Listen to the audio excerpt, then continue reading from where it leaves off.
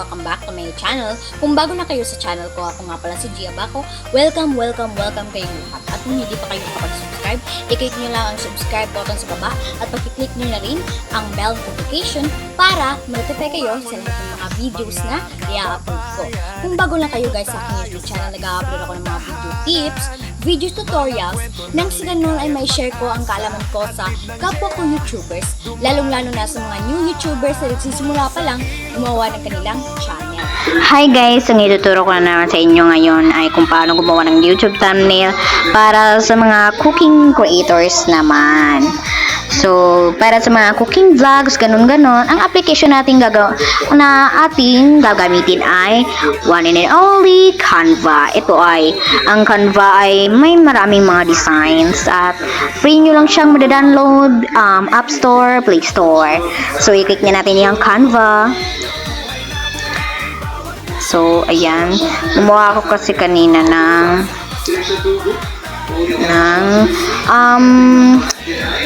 parang test ba, ganun. So, i-search nyo na dyan, YouTube thumbnail for cooking. Yan. So, click nyo tong search icon dito sa baba. I-click nyo to. Ito. Itong blue sa baba sa inyong keyboard. So, pwede kayong mag-start from blank kung gusto nyo mag-customize lang ng inyo. Maraming mga designs dito. Ayan. Piliin nyo lang yung mga walang crowns. Ayan. Madaming mga walang crowns dito. Yung mga walang hindi pro pa yung pangalan sa sa CapCut. So, ayan, marami kayong magpipilian dito sa mga cooking vloggers. Marami kayong pagpipilian dito. Ayan. Marami po talaga kayong magpipilian. Ayan. Ayan, oh. Kung kasama ninyo ang inyong mga pamilyang magluto, ay itong piliin nyo. Ayan. Dito kayo pumili sa Canva.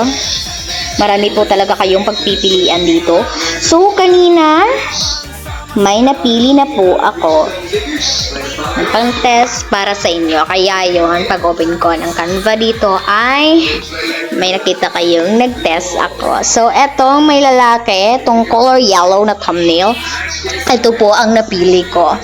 So, i-click nyo na yan. Yan, nagre-ready pa lang si Canva na naglo-loading. So, hintayin lang natin. So, ayan guys, i-click nyo lang yung gusto nyong palitan. Kagaya niyang itong picture na ayan, wait lang. Kagaya nitong picture na pagkain. Pwede nyo itong palitan. Dito sa baba, i-click nyo itong replace.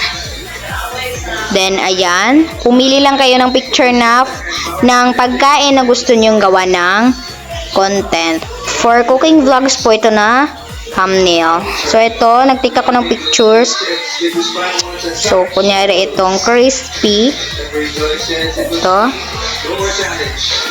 Pwede din ninyong replace yung itong lalaki. So, i-click ko lang itong replace. Then, pili ako ng picture ko na walang background. So, eto. Ba't nag-refresh bigla? Hala, nag-refresh siya. Wait lang. So, ayan guys. So, may napili na rin akong picture ko dito kanina. So, pwede nyo yung i-adjust yung photo. So, ayan. Pwede din rin yan. So, pwede nyo rin i-edit tong mga text. So, ayan. Edit ko lang to. Kunyari, homemade.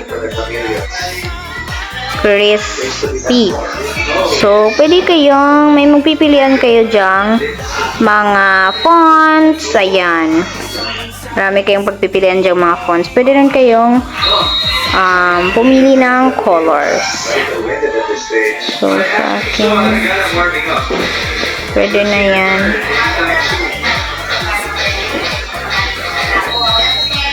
Yan. So, yan. Pwede kayong pumili dyan ng color. So, sa akin, suggest ko lang konti ito. Ayan. Pwede na yan para sa akin. So, everything pwede nyo palitan. I-click nyo lang tong edit for text. At for photos, I replace. So, ayan guys.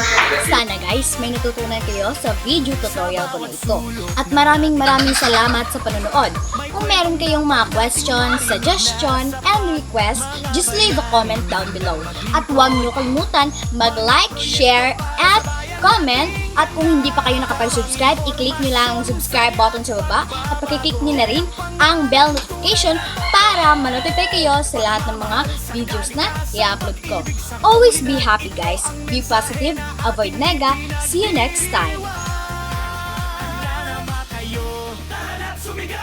Isang bansa, isang